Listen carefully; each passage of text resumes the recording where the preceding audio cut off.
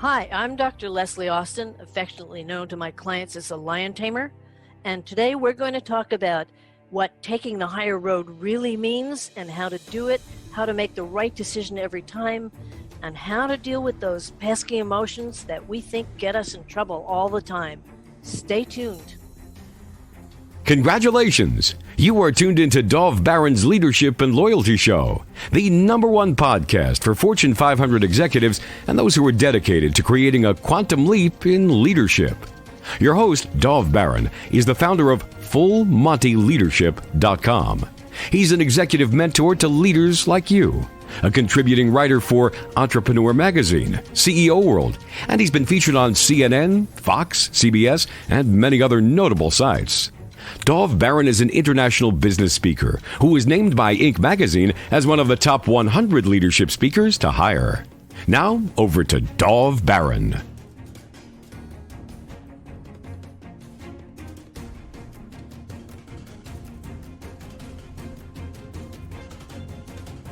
Welcome, dear friends, fans, and fellow aficionados of leadership excellence. Thank you for joining us on this episode of Dov Baron's Leadership and Loyalty Tips for Executives, part of the Full Monty interview series. I'm your host, Dov Baron. I'm the founder of Full Monty Leadership, and I'm here to assist you tapping into the one thing in your business that changes everything.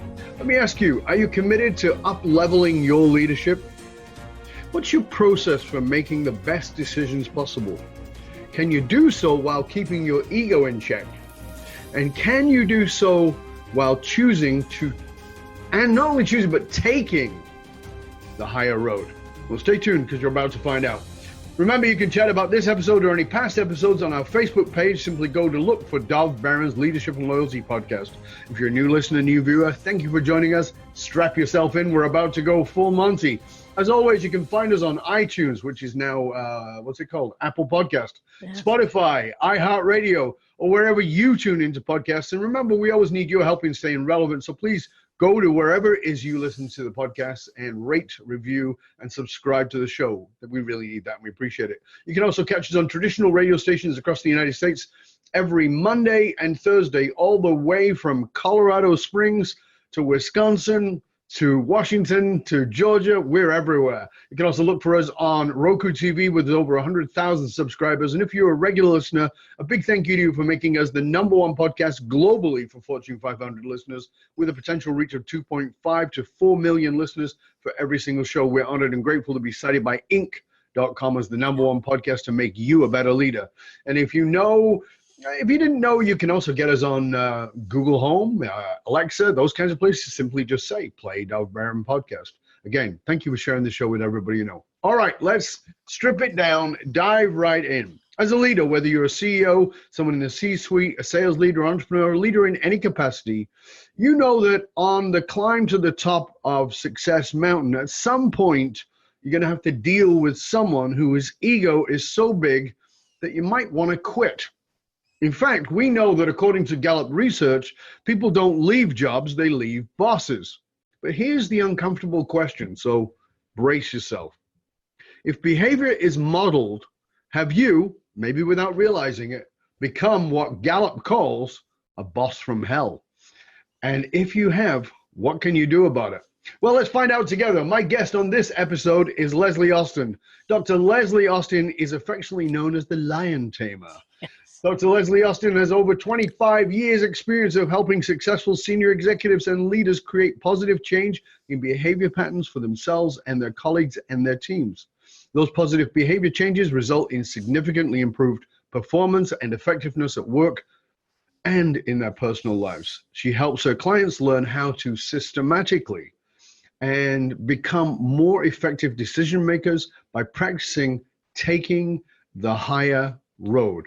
A process which results in your clients making the best decisions possible every single time. Ladies and gentlemen, please put your hands together and help me to welcome Dr. Leslie Austin. Thanks, Dov. You're welcome. Real pleasure to be here today. I'm excited for it. You and I have had a great chat several months ago about you being on the show, and I've been really looking forward to having you on because you and I, we dance on the same floor, and there's a lot of crossover and you bring such wonderful expertise to these subjects. So before we jump into all of that, I always like to ask, I want to know, because I think that we are all influenced. So tell us somebody who maybe we likely wouldn't know, who's been a major positive influence on your life. Well, and if you mean in the domain of business, I think Well, I mean in the domain of Dr. Leslie. Dr. Leslie, the most important people in my life come from Broadway theater, which I was Really? raised on very young. Yes, the exemplary embodying of the best in people and people's stories and people's psyches. And also a great influence on me when I was young was my uncle, who was a great mind explorer in many, many domains. He took me to many far out and interesting things and introduced me to many things kids aren't introduced to in a good sense. So he was Like a very what? positive model. Like Well, what? like when I was about 8, he took me to an avant-garde off-Broadway play that was very radical. It turned out to be a very prominent playwright later on. And my mom, who was his younger sister, said, yes, please take her. Took me to the planetarium when I was very little. Took me exploring in Central Park in New York, where I grew up, to look at the trees and the squirrels. He told me Zen jokes when I was about 8 and tried to explain the concepts of Zen riddles. She's a very far out guy. He hung out with some well-known mind explorers also, and he would tell me about what he was doing with them. So he was one of Stanley Krippner's people for his early experiments in dream consciousness and ESP in Maimonides Hospital. So he was an interesting guy.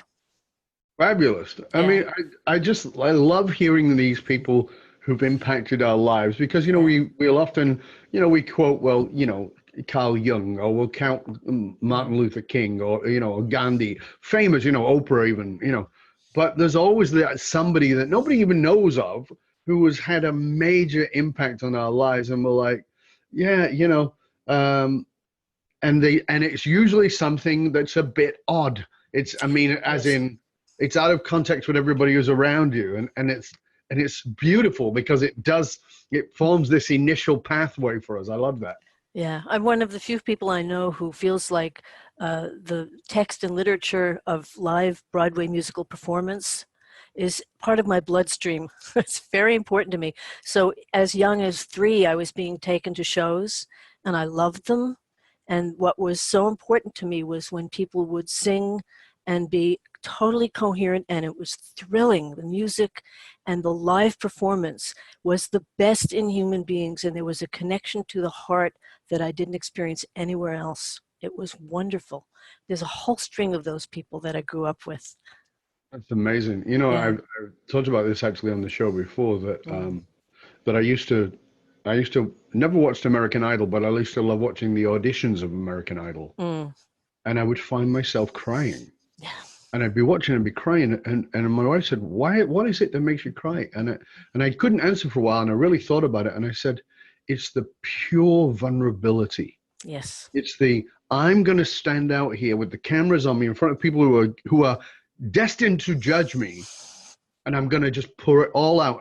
They may be awful, and some of them were, and you may be magnificent and have no idea of how magnificent they are. And for me, that is a real statement of the human spirit, is that we're willing to put it all out there, even if we're terrible. Yes. That takes enormous courage and vulnerability.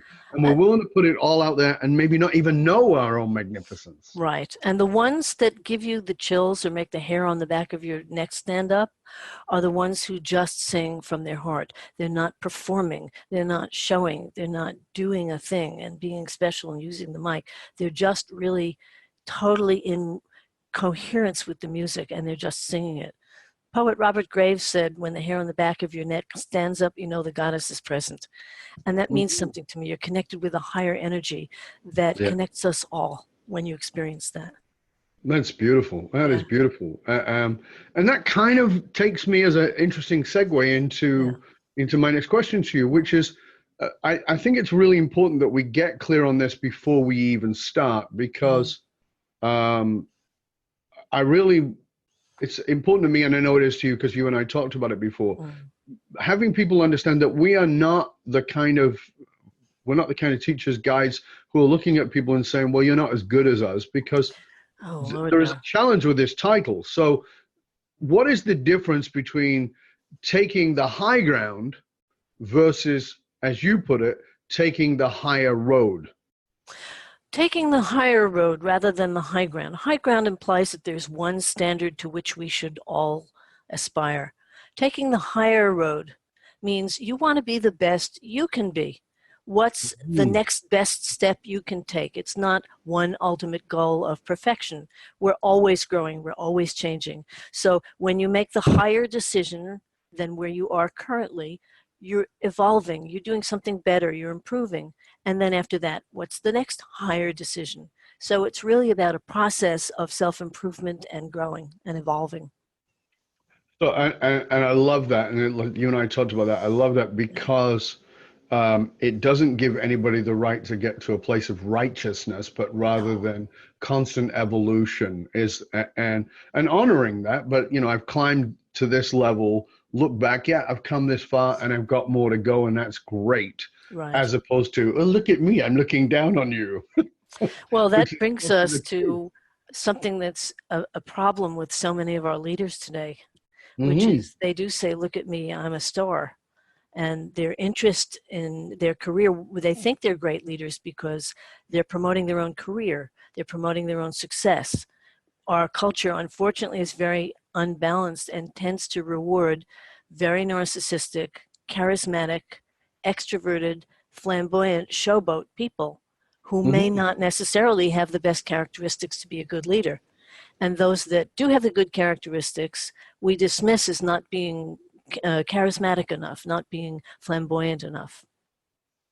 So let's go to that because we got Mm, two big pieces there. yeah. So first of all, what would you say to that person who wants to step into leadership, feels the, if you will, the pull to Mhm. it, not from a place of grandiosity, but rather from a place of real service, but feels like they don't lack, you know, they don't have the big personality of the person who is the CEO. They don't have the quote unquote charisma. You know, what would you say to that person? What you really want to look to develop is impact and measurable results. And you want to develop the kind of skills and traits where you connect with people and always keep in mind that your success means your team or your organization succeeds. It's not about you succeed and the heck with them and they're not important. You're the star. No, the entire team has to be committed to the same values, and you as the leader need to be the role model. Therefore, you're committed to the team's success. When you do that, you succeed and you can be recognized in your business. And you can learn some presentation skills, even if you're very introverted. Yeah. And there's a different kind of charisma. There's the charisma of accomplishment. And Hmm. most of the powerful leaders I have worked with over the years and who I know are not the flamboyant, charismatic, narcissistic, near psychopath types in the technical definition. And I'm not saying that negatively. I'll get to No, that I in a minute. understand. But they are the ones who are the quieter ones who just do a great job taking care of their people, making decisions for the good of all, making long-term decisions. This is all higher road decision Yep. making. You want to look Absolutely. for the long term. A short term, you might take a hit on a decision you make, but if it's good for the long term, it's better for everyone. You want to make sure that your team thrives and therefore you will thrive. It's got to be for the good of everybody involved for the long term. And if you keep that as your North Star, you can be a very powerful, charismatic leader without being flamboyant. Yeah, I think that that's part of the trick, though, is that people think that flamboyance Mm. is what charisma is, and I like to think of charisma, and it's totally mine, but I like to think of charisma uh, as caring and as commitment to serve, Yes. and that sometimes isn't loud, sometimes it isn't loud at all. Right. And we often mistake and conflate charisma with ego. Yeah. Real charisma Somebody who really has charisma is not an egotist, and they're not showing off who they are. They're just being who they are, and they emanate an energy that makes people want to be around them and connect to them. That's true charisma. And in that sense, it's very seductive in the highest sense. It's an invitation, come connect with me, be with me, engage with me, rather than look how fabulous I am. Yeah, you and I talked about this in a previous conversation because we have some friends in common, Yes. and we have a particular friend who will remain nameless, who Right. says things that if you saw it if it was text and typed, you might go, oh, this is an egomaniac, but there's nothing there because this is somebody who, and I think this is a really great sign of true ownership, true leadership rather than egoic leadership, which is this person owns their talent. Absolutely. They will say, listen, this is what I know, and I know I'm damn good at it, and this is my best guidance for you. You're free not to take it, Right. but this is what, and there's such wonderful ownership that it's very charismatic that we Yes. both know this person's incredibly charismatic, yet seems in many ways quite egoless. And I think that Yes. if you don't understand that, it's easy to go, well, this person's being egoic. No. And that person's not a, big Broadway person. There's somebody who just speaks their truth. And so I love that you're bringing that to the surface here, because it leads me into your moniker, the Lion Tamer, because you help people to deal with narcissistic leaders. I actually Yes. was interviewed for Forbes about narcissistic leaders, and the challenge is, the challenge is that we very quickly want to shove people into a narcissistic box or out of a narcissistic box, rather than understanding there's a spectrum. Right. And part of that spectrum is actually very good and healthy and useful. So talk to us about being the lion tamer and helping people deal with narcissistic leaders, including helping leaders who behave narcissistically to maybe back away a little bit from that. That title was given to me by a client, by the way, when I was dealing with 5 of his derivatives traders guys. So you can imagine way back when. A little bit of that. Yeah. So the first thing I want to say is, when we're using the term narcissist here, the way I use it, it is not a negative or put down. And none of these people in my world, well, maybe 1 or 2 here and there, are bad. They're not wrong. They're not evil. They don't have negative intentions most of the time, except when they're angry and not in control of their anger. But they're not bad people. They actually have intentions to want to do good, but they're not in touch with their emotions. Mm-hmm. They don't observe the impact on other people of what they say and do.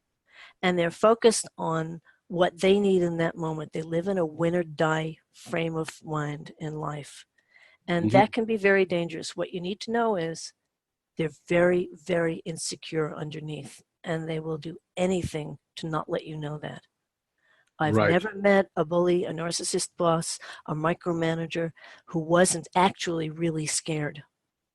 And so my job is to help them by letting them know that what I do is not remedial in any way. It's growth, it's improvement. It's to expand into a better leader, a better person, and to learn some things that they're missing out on, which are hurting them and hurting everyone around them. That's a very different approach. It is a very different Yeah. approach, because, as I said, there is a tendency for us to label people and go, therefore bad, narcissist, therefore bad, and even you and I talked about this before. Even in the realm of psychopath, when the research was done, the number 1 job for psychopaths was CEO, Absolutely. even for lawyers. Sure. And at the same time, when you examine that, it's easy to bite the headline on that, but when you examine that, you understand that the psychopathic tendency is actually a very useful tendency, because it allows me to make, or allows a leader to make a decision that was hard and maybe laid a bunch of people off or did whatever it is, because of their thinking is for a greater good. Well, That's here's the key. that realm. To use the term psychopath, most people think murderers and killers. That's the extreme of the spectrum. Absolutely. And I would not say that most people who are on that extreme of the spectrum, that's a beneficial aspect of themselves. When Absolutely. you're in the middle of the spectrum, or on the lower, the softer end, the soft narcissists, the difference is there's an element of self-awareness. And there's an Yes. ability to observe who they are and notice what's going on around them so that when they talk to people, when they make a decision, they notice the impact of the person on them, what they're saying, their impact on the other person, both, so that they're in tune with what's going on. The ones on the more extreme end of the spectrum who end up crashing and burning and getting in trouble are the ones who are so focused on their own ego and their own image and their own PR that they will climb over and destroy anyone in their way. And they will lie and believe what they say in the moment. They'll tell all kinds of lies and insist they're true. And then later, if it doesn't serve them, they'll say, I never said that. So what we see in the extreme is a lack of conscience, a lack of moral perspective. Those are the dangerous ones. Those are the ones who really can destroy and hurt people. Most of the ones I deal with were just short of that.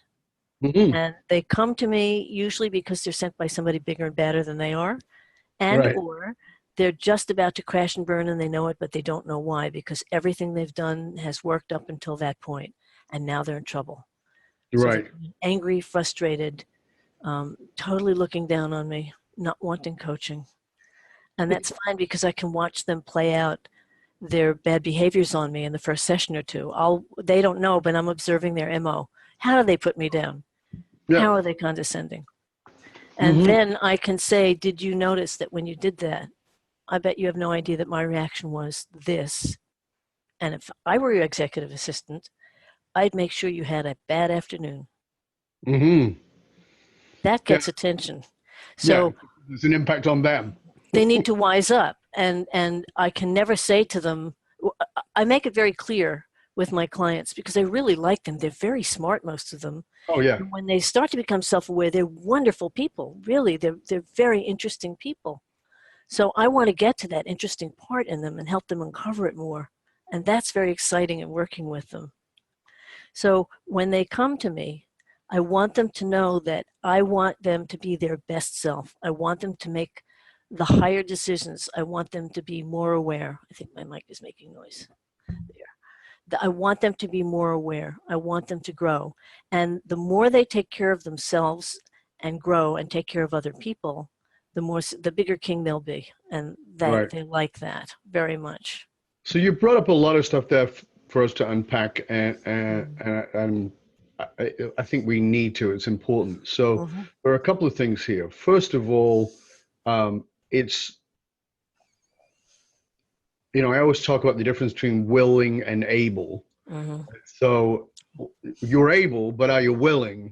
It's actually different, right? So Yeah. you're able to pay attention, but are you willing to pay attention on the impact? And that's often the case is no.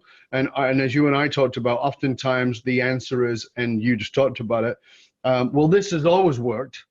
Mm-hmm. Why is it working now? So we've got that, and then, and you can jump in at any point of these three Mm-hmm. pieces. The next piece is this, and it is that we are seeing, and it's not my opinion, you and I with psychology backgrounds, we are seeing, and others are seeing all the time, the rise of the narcissistic leader.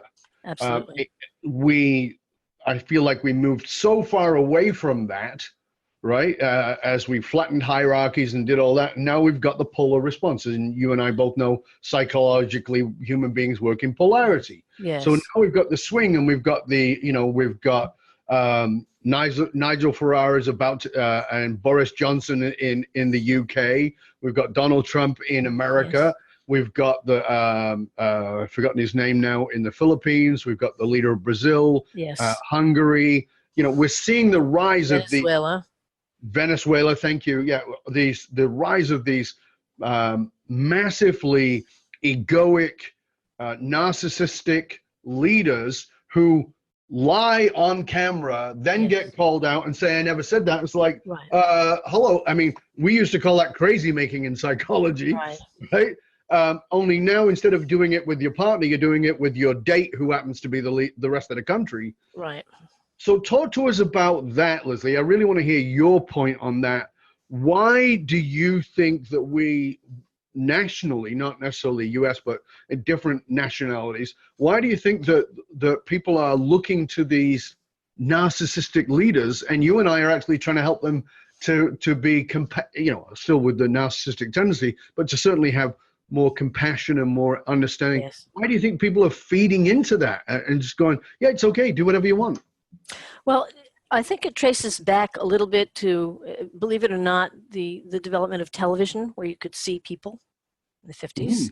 And Yep. then with each technological development, decade by decade, once you come to the internet, and anybody can go on YouTube or Facebook and now live stream, anybody can be a star. Yep. We have all of the talent shows on television. Yep. Who's Got Talent, all those things, The Voice. And all of those things emphasize being exceptional, special, the best, the winner. And as a culture, the internet has leveled everybody. In some sense, we're all anonymous and equal on the internet. So people have to make this fake persona in order to be special. I mean, people send photographs of their dessert thinking that it's so special. It's a little bit crazy in my mind, but it's a very false sense of ego. And in our corporate world and in our governments, we are going to these political leaders because so many people feel lost, and we don't feature the kinds of leaders in our media because our media tends to go for sensation, for shock, to get ratings, to get listeners. How many people would watch a broadcast if it was positive news and calm and just telling what happened during the day? Nobody. Be nice, but not many. Right. So it's a bad economic model. Exactly. So the media go for the sensational, the difficult, and the people who want to be the stars are going to behave in that way to get the media attention. It's a cycle that feeds itself. Plus, in corporate America, we have rewarded that bad behavior very much to the detriment of men and very much to the detriment of women, both for different reasons. Sure, for different reasons, yeah. Men are put in a prison that they have to be a certain kind of man, and it's very limiting and very terrible for men. It's a heart killer, literally. Yeah, absolutely. And women are put down and not given the chance to show their talents and their abilities, which are, women tend to have the kinds of skills as leaders that men do not. Women tend to be more connective. They tend to be more group-oriented. Women in general, these are sweeping generalizations, I know, they're more empathic. They connect with people more. You must have those skills as a leader if you really want to succeed and make your organization succeed. You must have those skills as a political leader if you want your country to succeed and thrive. Most of these leaders are making millions and millions of dollars at the cost and well-being of their populations. And inevitably, evil will destroy itself. It's a question of how long and how many are harmed. Yeah, well, we can say that, but we can also look at history and say, well, Pol Pot murdered millions of his people, Hitler, Idi Amin. We can name these maniacs. But for me, the interesting thing is not so much the grab of power, right? Because I understand that. I can understand the narcissist, egomaniac, et cetera, whatever term one wants to use on labeling them. I understand their drive. I get why they want to do that. What I find fascinating is the propping up of the behavior. Yes. And I think that is a statement of how powerless the people feel. Exactly. That, I feel powerless, so I'm going to give my power to a dictatorial leader, whether that's as the CEO or whether that's as the prime minister or whether that's the minister of or the member of the Congress or whether it's the president or whatever it is. So what I'm actually looking for here is, because for me, and you and I have talked about this before, for me, a company is a macrocosm of a family, and it's a microcosm of a nation. Right? Yes. So, it works both ways. So when I see a CEO in that place, I'm like, well, yeah, it's modeled by the president. And when I see that CEO, I go, well, that was also modeled by the parent. Right. So, exactly. So what I'm trying to have here, and you and I lovely conversations about this, and you are so astute in this, and that I want to get your input, is for the person who is stuck in the middle of those realms, i.e., I want to be a leader, but I don't want to be a dictatorial leader. But everybody is supporting the dictatorial leader, and I feel like I'm on the outside here. Right. What do we say to that person who is genuinely wanting to lead in a compassionate, caring, and bigger picture, not grander? I'm going to sound like I'm veering dangerously into New Age language here, but I'm not. I'm actually talking very specifically. It's crucial to get out of the either or mentality, me or the other. Right. Quantum physics, ancient Taoism, Buddhism, so many worldviews can prove that in fact everything is connected. Nothing in our universe is separate. You and I physically right now are particles interacting with each other and being connected, even though in time and space we're in a different location and even a different time zone. Truly, truly, we have to remember, the powerless person has to remember that everything is connected, that any action you take for the better makes a difference, whether you can see it or not. So you put your focus on, I'm going to be the best person I can be. I'm going to take the higher road. I'm going to learn to work with my emotions. And I want to talk about how you do that in just a moment. But I'm going to deal with my emotions. I'm going to fix my gaze on an endpoint where I am accomplishing something good. I am thriving because I am serving others. I am connected with others. Anything I do matters. The person who stands on the corner with a picket sign may be doing something good because they're making a statement, but better that they take an action, a concrete action to change what they don't like rather than just yelling. So, and I'm not putting down activists at all in any way. No, I understand. But on the most basic level, we are all connected. We do have power. We just have to remember it and decide how to use it. And you'll get no argument from me whatsoever. I fully agree with that. In quantum entanglement. Despite the brainwashing of our culture. Yeah, but that's the problem, right? Yeah. That's what I'm talking about, is that, I agree with you, the quantum entanglement of human beings and how we're all tapped into the same field, etc. And you and I can have this lovely conversation on that, but that doesn't change the fact that this person is feeling powerless. Right. This situation dealing with these narcissists or these leaders, and they can't make a decision that is for the good of everybody, even though they may have a senior position, but not an ultra senior. So walk us through, because this is your expertise, walk us through how they can manage their emotions, because they may want to just, hit the leader in the head with the nearest fax machine. How do they control their emotions, stay into that place of recognizing, I can have impact here? Right. So the key word you use there is control. And the one thing I would say is you cannot and don't want to control your emotions. What you do want to do is understand them and not judge them. This is the key, and it takes practice and learning, but when you learn it, it's so powerful. Emotions are information. We can't control what emotion we feel. By the time we notice it, we're already in the emotion. Too late. So the question is, what is it I am feeling? And the real key is, what was the original impulse in me that wanted to fix or change something that I felt was wrong that created that emotion?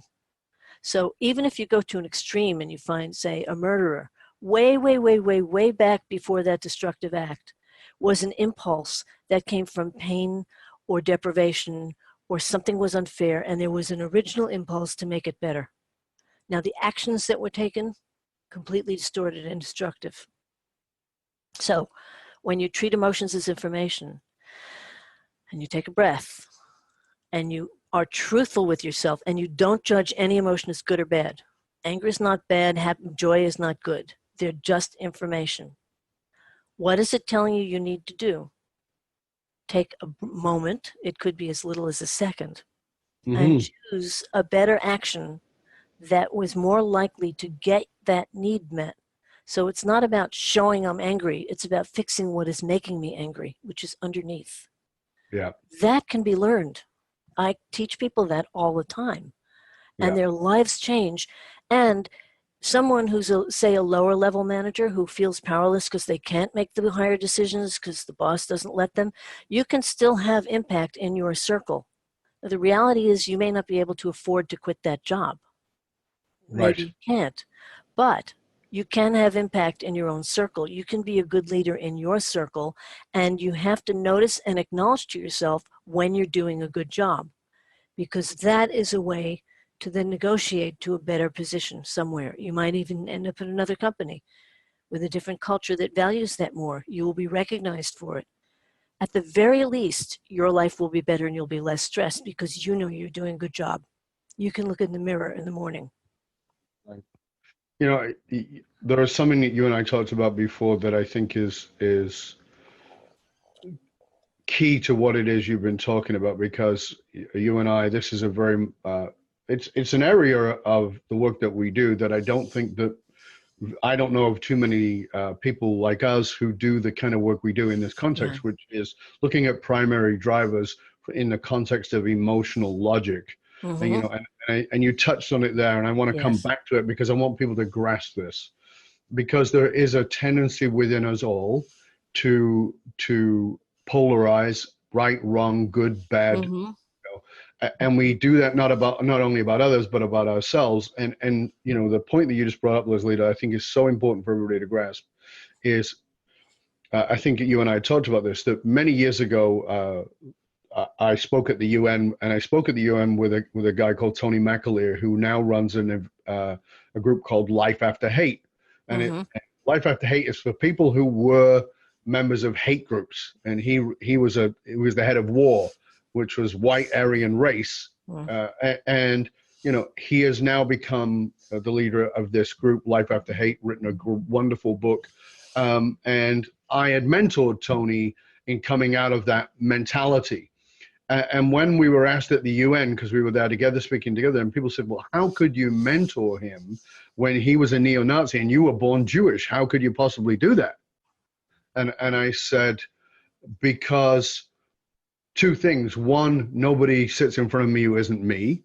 And Right. you go, what are you were a neo-Nazi? No, but there's something within him that I could gotta find myself in this person to have compassion and rapport. That was number one. And number two, I don't assume that behavior is born of itself. It's born of something. And my words exactly are, and this was the work I did with him. What was the wrong you were trying to make right? And this is Exactly. what I believe and this is the foundation of my work. And I say this in every person I work with and every company I work with. My foundational belief is this: you went into business, you went into leadership because there was something wrong that you wanted to make right. I understand you want to Exactly. make a life for your family, but Exactly. beyond that, and when we come to that, as you listen to this, as you watch this, if you can just go, that was my shitty behavior, which is, by the way, a level of emotional intelligence because you even recognize it. Right. Or you got slapped on the wrist and you got told you got to go see Dr. Leslie or you got to see Job, to actually stop and go, if I'm not bullshitting myself, because that's easy to do too, but I actually am honest and ask myself, what is the wrong I wanted to right? Mm-hmm. There's such deep opportunity for deep self-compassion there that allows us to change. Absolutely. And I Yes. think that, that really talks to the place you were saying about recognizing and the ownership of insecurity. Yes. Look, everybody is afraid. Everybody has fears. There's not a human being who doesn't experience terror and fear at some point, because Mhm. we have physical bodies and we die. We can disappear. If you believe in the soul, fine, but that's not the physical life. So built into our mortality is a fear. And we all have to live with it and manage it and find our peace with it and make the best of our lives as possible. The one thing I tell my clients when they come to me, and this is one group that I work with. There are others who are not the narcissists, who really want to just grow. Sure.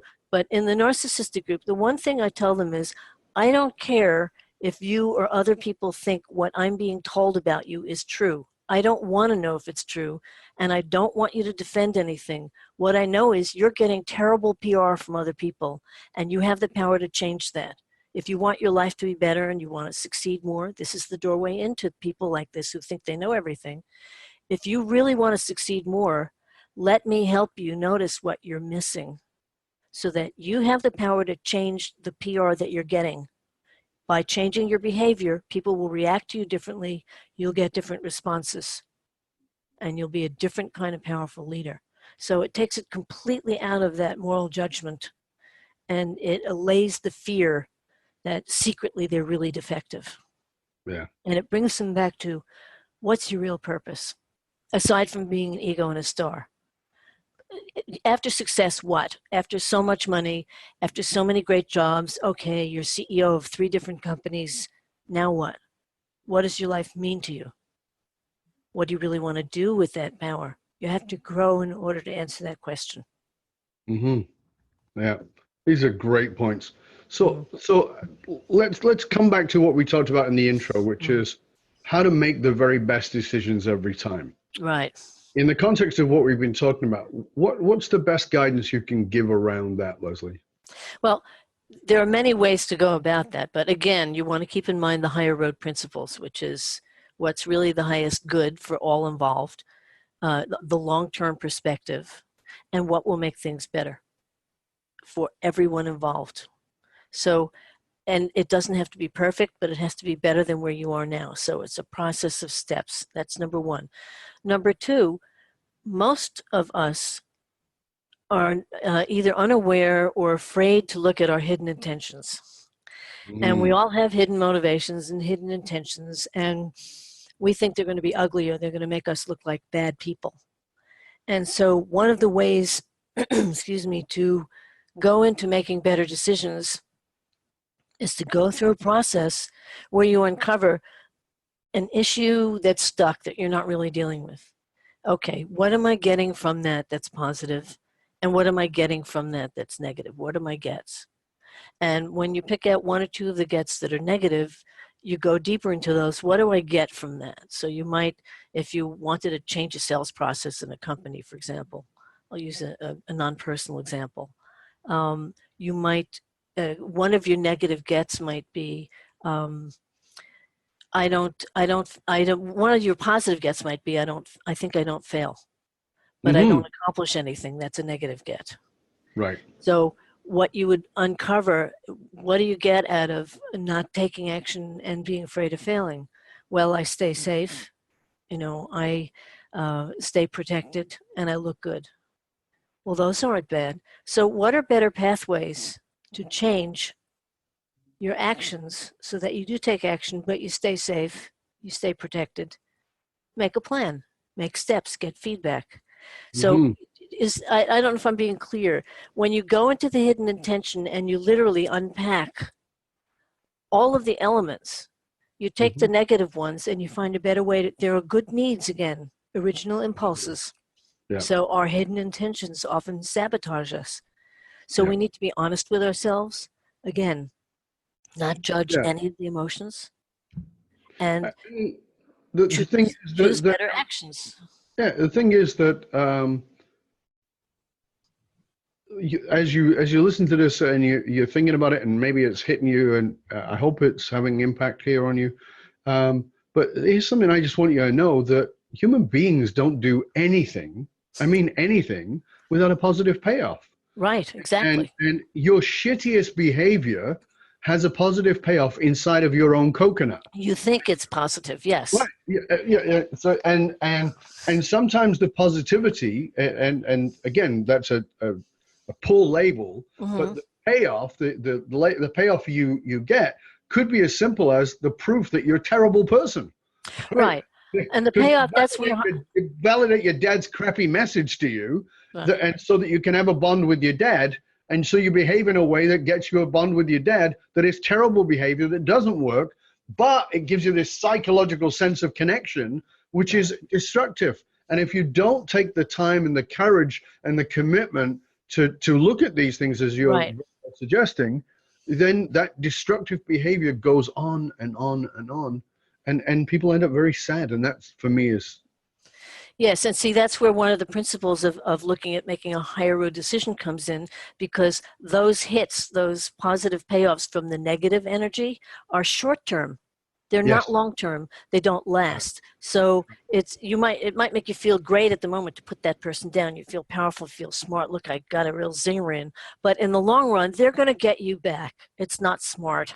It's not strategic. So if they really angered you, what's a better way to let them know that they angered you if you should let them know? Maybe it's enough that you know. If you need to let them know, maybe you want to say, what you just said really ticked me off. That's a truthful, honest statement. It's not attacking someone else. It's not showboating your ego, but it's addressing your anger in the higher way. Right. That's a productive expression of emotion. And you Mm-hmm. didn't sabotage someone.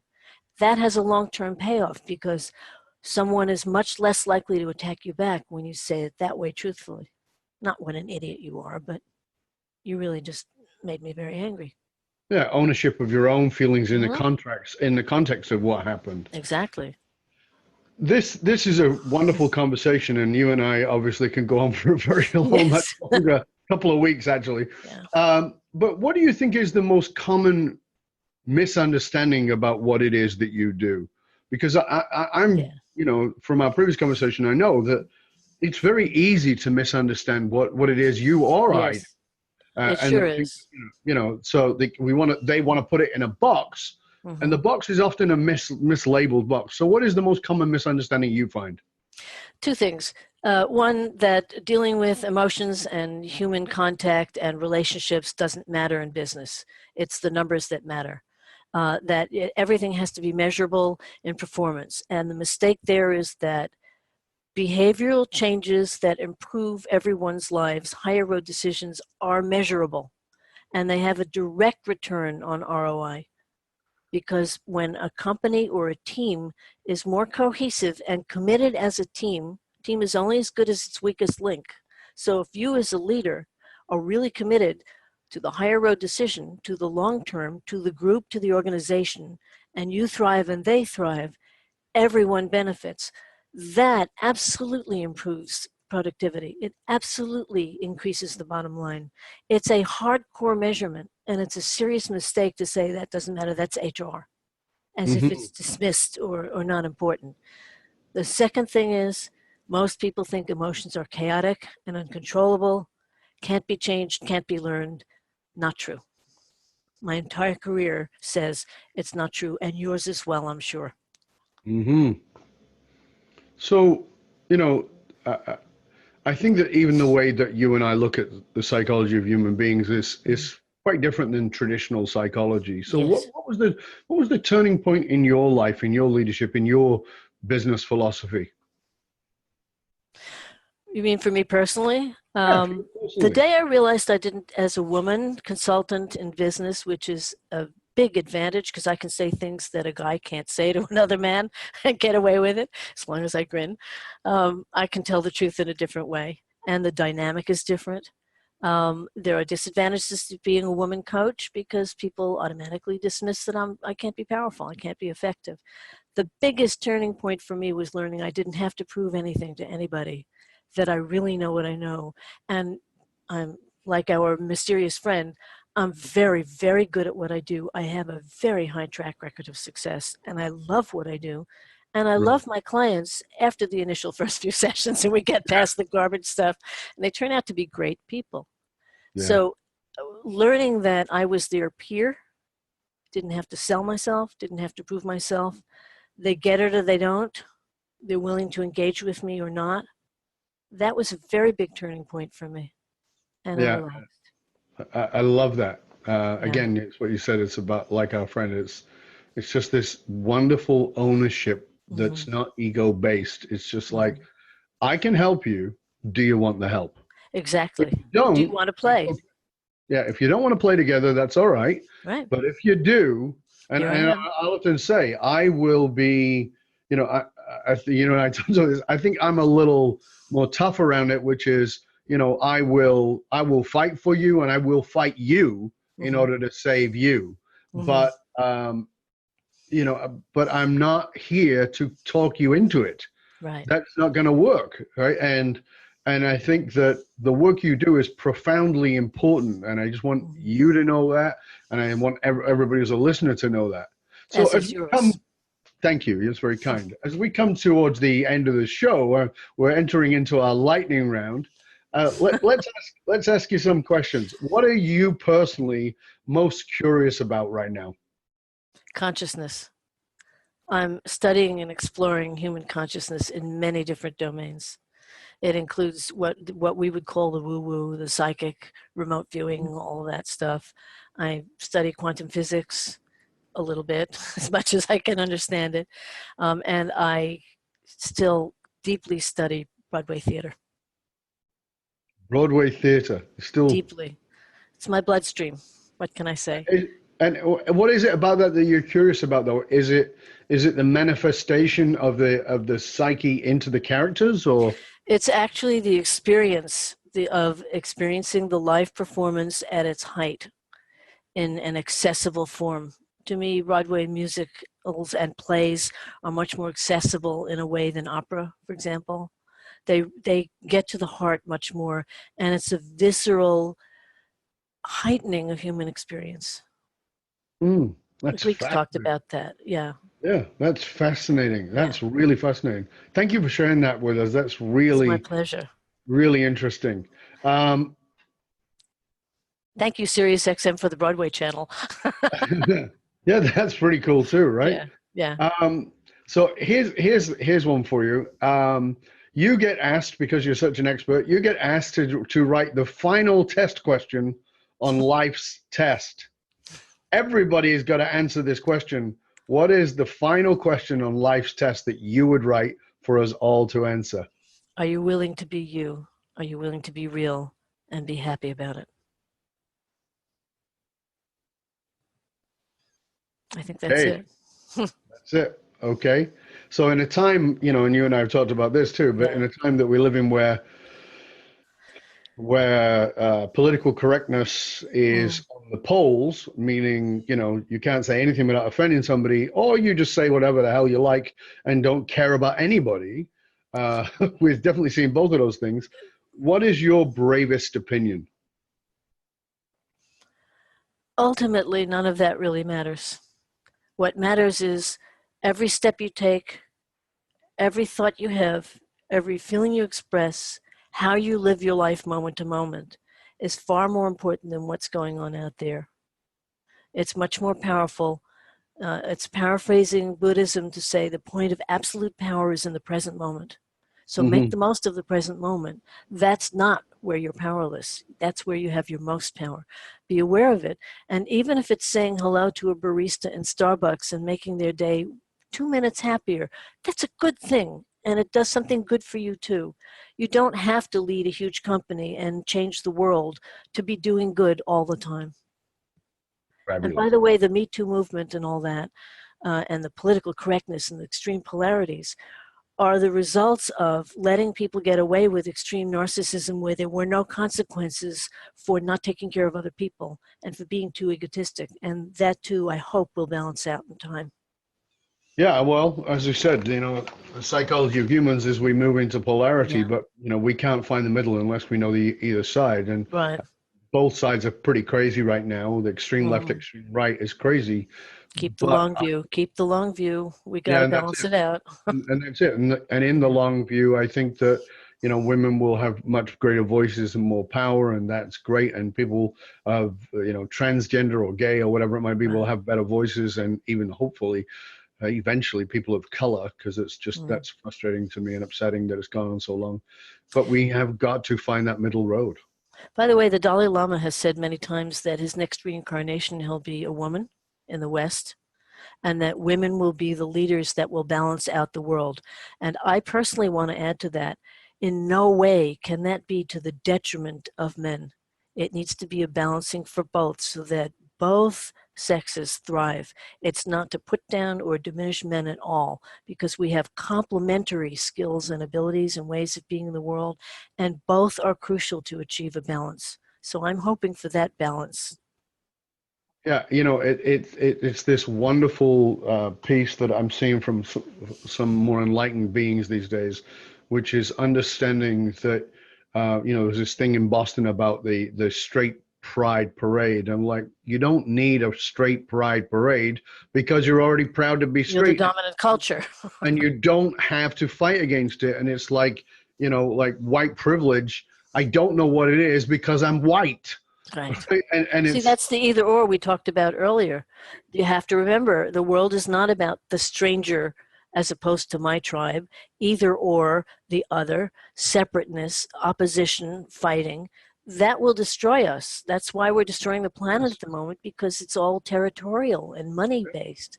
yeah. When we remember we're all connected, hopefully the world will change. And I mean that in the most hardcore, practical, action oriented ways. Well, when we other them, it gives us permission to dehumanize them. The Jews were othered by Hitler. And You they know, dehumanize us. like the Tutsis were dehumanized. I mean, every time we Yeah. other, then the other will dehumanize us. And Yes. that's why when I went to Iran, I came back and wrote that article about the 12 myths about Iran, was because like it's so easy to other somebody who lives on another part of the world. And then I wanted to come back and say, listen, they drive cars, they send their kids to school, they eat, they work, they ski on the mountain. They're not running around on camels shouting death to America.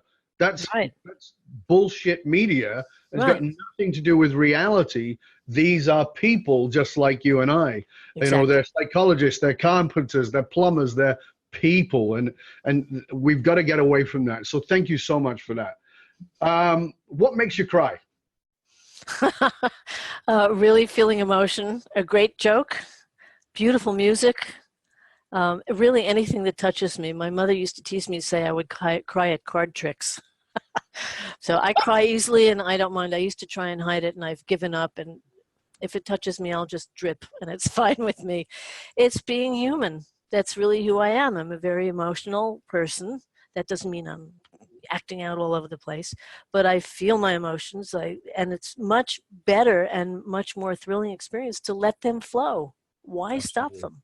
It's just who I am. What makes you cry laughing? Oh man, it used to be the Marx Brothers. I like wordplay. Gee, so many things. It's hard for me to think of one in the moment, but so many things make me laugh. I'm very fortunate to be on a particular forum on the internet. I can't really describe it. It would take too long, but the people in this group are so clever and so funny. And we're focused around consciousness in a broad sense. And some people are detractors and some are not, but they're hilarious. And I go to it daily and I sit and I laugh out loud at the cleverness and the connectedness, even though we've never met in person. We all have screen names. That's awesome. It's awesome. So there's a lot of joy and hilarity to be found in the world if you detach from thinking that everything in the media, everything out there, everything in the government, the big guys have to affect your mood in your home. Look around you right now in the here and now. Are you safe? I hope that you are. If you're not, is there anything that you can do to get yourself to a slightly safer position? I hope so. Are you okay? If you are, bless yourself and enjoy that moment. And if there's something that makes you angry, is there one small step you can take that will make it better, that you can take the higher road? Even one small step, even if it's to say a blessing or a prayer and mean it. Fantastic. Yeah. Well, this has been a true pleasure and an honor. Thank you, Leslie. I appreciate it. Thank you, Dove. It's been a great joy. Real joy. Please tell our listeners, our viewers, where they can find out more about you and all your wonderful resources if they want to bring you in any way, shape, or form. You can reach me through my website, www.leslieaustin.com, LESLIEAUSTIN.com. We will make sure, of course, that we post that in the show notes so that you can reach out to Leslie, and I encourage you to do so. And I know that Leslie's working on a new book right now. Yes. So maybe by the time this comes out, we'll certainly know. Who knows? You can also find me on LinkedIn, by the way. I don't do a lot of social media, but you can find me on LinkedIn. So you can find her on LinkedIn, and you can, as she said, you can also find her at leslieaustin.com, and that's LESLIEAUSTIN.com. Yes. Right? Important. Yeah. So again, Leslie, thank you for joining us. Thank you for being with us. And for you, dear listener, it's been a pleasure and an honor. And you remember, you can hang out with other conscious leaders and chat about this episode or any past episodes. Just go to our Facebook page, Dov Baron's Leadership and Loyalty Podcast, to find out more about hiring me, Dov Baron, as a speaker or a strategist for you or your organization, privately or organizationally. Go to fullmontyleadership.com/consulting, or you can also go to fullmontyleadership.com/speaking.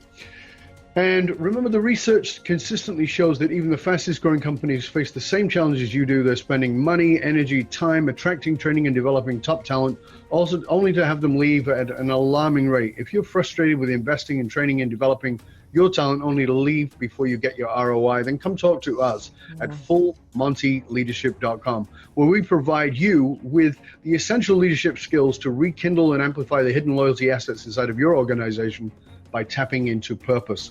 fullmontyleadership.com, because you can't outsource authenticity. Also, stop by the Matrix, matrix.fullmontyleadership.com. You don't need a triple W, just matrix like the movie, .fullmontyleadership.com, and get your authentic leadership matrix self-assessment tool. It's valued at $197. It's absolutely free for tuning in, and you get to look at the 5 areas of leadership and where your real strengths are. I want to thank you for sharing the show with everybody you know. Till next time, stay curious, my friend. Stay curious about what's underneath, what's driving you. What is it, that part of you, that really wants to make a difference? That even your shitty behavior is actually about trying to do something better. I'm Dov Baron. I'm here to assist you tapping into your deep greatness to reach the next level of clarity, focus, purpose, and profit in your business, your life, and your leadership impact. And I am out.